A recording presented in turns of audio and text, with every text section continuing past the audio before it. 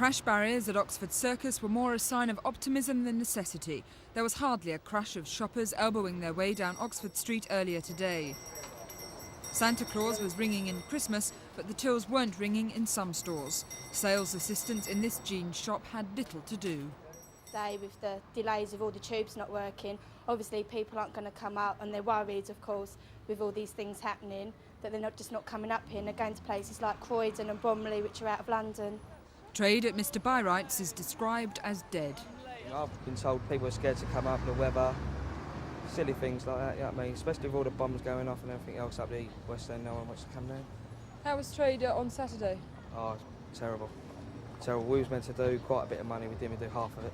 We have a normal Christmas build-up, of course, but things are still very, very difficult on this street and I think all high streets. Have people been spending less this year on presents? I think they've been a lot more careful on what they're spending, and yes, I certainly do think they're spending less. Those who are up here today, though, are serious shoppers, I think. Even charity shops have been feeling the effects of the recession. We're finding that we're not getting so much stuff given to us, possibly because people, I suppose, are making their clothes last longer and not turning out quite as much as they used to do. We've noticed that this year there's been a very big difference over last year, the amount of donated clothing given to us and other things as well. But it's not all doom and gloom in the high street. There are some sectors that are doing extremely well, I mean, such as the music industry. Cassettes and music videos are doing extremely well. In fact, it's very, very much a boom time for them.